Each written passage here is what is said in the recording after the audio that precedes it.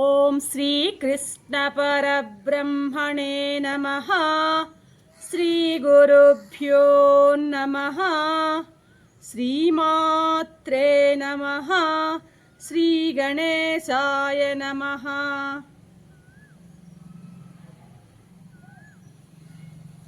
ప్రియాత్మ బంధువులారా, నిత్య జీవితంలో భగవద్గీత 543వ భాగం 18వ అధ్యాయం మోక్ష సన్యాస యోగం. ఇంతవరకు చెప్పినటువంటి ఆ బోధని చక్కగా విచారణ చేసి తనకు ఎలా తోస్తే అలా ఆచరించవలసిందిగా భగవానుడు అర్జునునికి హితం చెప్తున్నాడు 63వ శ్లోకంలో. ఏమంటున్నారు స్వామి? ఇతి తే జ్ఞానమాఖ్యాతం గుహ్యాద్గుహ్యతరం మయా విముష్యైతదశేషేణ యదేచ్ఛసి తదా కురు అంటున్నారు స్వామి. పార్థ, నీకు ఇంతవరకు గుహ్యాతి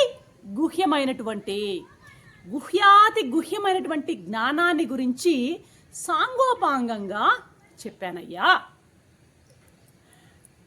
కర్మమును, యోగాన్ని, భక్తిని గురించి నేను చాలా వివరంగా నీకు చెప్పాను. అయితే ఈ కర్మను గురించి కానీ భక్తిని గురించి కానీ, యోగము, ఇవన్నీ కూడాను, ఈ కర్మ, భక్తి, యోగము ఇవన్నీ కూడాను అంగాలు. అయితే జ్ఞానం ఒకటే అంగి. అంటే అంగి, అంగాలు. ఇప్పుడు మనకు ఉన్నటువంటి వాటిని మనం అంగాలు అంటాం. అలాగే ఆ జ్ఞానానికి అంగాలివి ఏవి? కర్మ, యోగం, భక్తి లాంటివన్నీ కూడాను.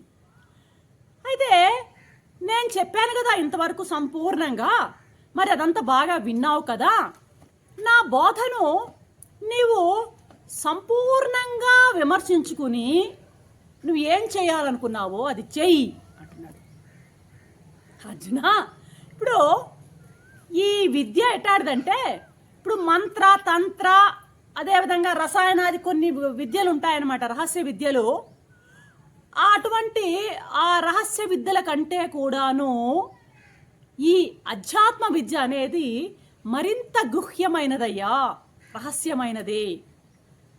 అంటే ఆ గుహ్య విద్యలలో అటువంటి, ఇప్పుడు చెప్పాం కదా, మంత్ర, తంత్ర, రసాయనాది విద్యల్లో ఆ విద్యలు నేర్చుకోవాల్సినటువంటి ఆ విద్యార్థికి, అధికారికి విశేషమైనటువంటి గొప్ప గుణాలు ఉండాల్సిన అవసరం లేదనమాట. అంటే ఆ విద్యలు తక్కువ గ్రేడ్ విద్యార్థులైనా సరే నేర్చుకోవచ్చు. అంటే ఆ విద్యలు నేర్చుకోవడానికి బాగా పరిణతి కలిగినటువంటి, ఎలిజిబిలిటీ కలిగినటువంటి, దిట్ట అయినటువంటి అధికారి అవసరం అక్కడ లేదు. అయితే ఈ బ్రహ్మ విద్యకు మాత్రం తెలుసుకోవాలంటే, ఈ బ్రహ్మ విద్యకు మాత్రము విశేషమైనటువంటి, చాలా క్వాలిఫైడు, మోస్ట్ ఎలిజిబుల్డ్ అన్నమాట, డెజర్వ్డ్ అధికారి అయితే తప్పితే ఈ విద్యకు అర్హుడు కాదు. కాబట్టి ఈ బ్రహ్మ విద్య ఎలాంటిది అంటే, ఇది గుహ్యాతి గుహ్య విద్య అంటామన్నమాట. ఇది అతి గుహ్య విద్య అని ఎందుకంటామంటే, ఈ విద్య నేర్చుకోవడానికి తగినటువంటి అధికారికి గొప్ప లక్షణాలు ఉండాలి. నాయనా, చెప్పాల్సిందంతా చెప్పేశా నీకు. ఏమీ తెలియనటువంటి మూర్ఖులకైనా, మామూలుగా తెలివే లేనటువంటి ఒక బాలకులకైనా బలవంత పెట్టాలి కానీ నీకు నిర్బంధం ఏముందయ్యా? నిన్ను నిర్బంధించాల్సిన అవసరం ఏముంది? అయినా వ్యక్తి యొక్క భావ స్వాతంత్రాన్ని అపహరించేటువంటి, పెత్తనం చేయాలనేటువంటి స్వాతిశయం నాకు లేదు సుమా. నేను నీ మీద ఏమి పెత్తనం చేయబోవటం లేదు. నీ యొక్క అభిప్రాయాన్ని నేను గట్టిగా మార్చాలని నేను అనుకోవటం లేదు. నాకు నీ మీద పాపం ఏం కోపము లేదు. విమర్శించుకో, నేను చెప్పాను అంతా, నువ్వు విమర్శించుకో.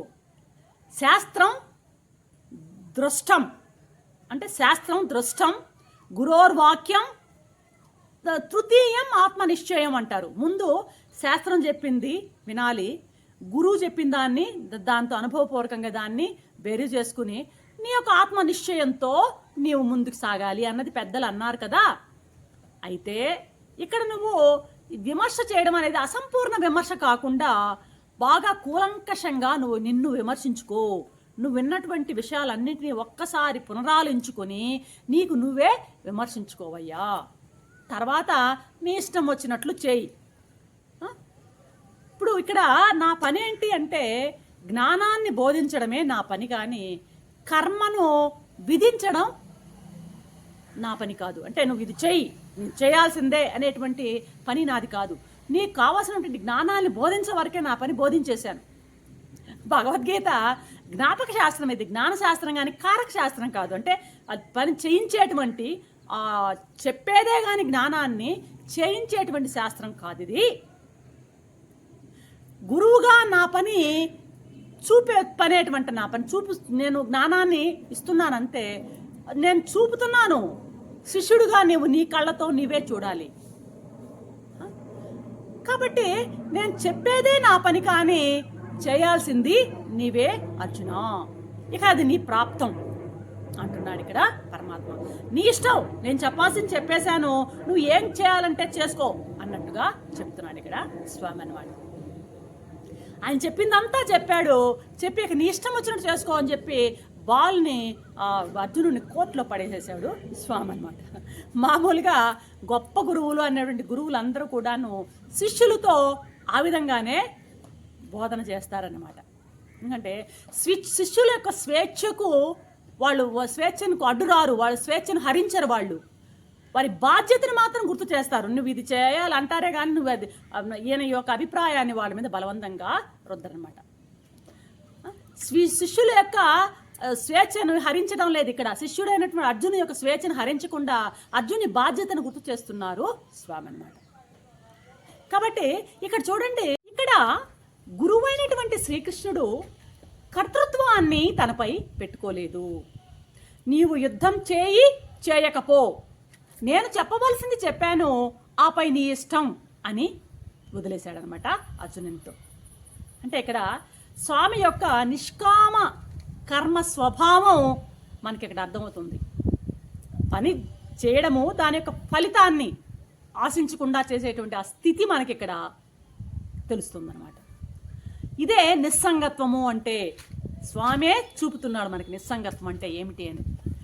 ఇక్కడ మరి జ్ఞానమాఖ్యాతం అన్నటువంటి పదం వాడబడింది.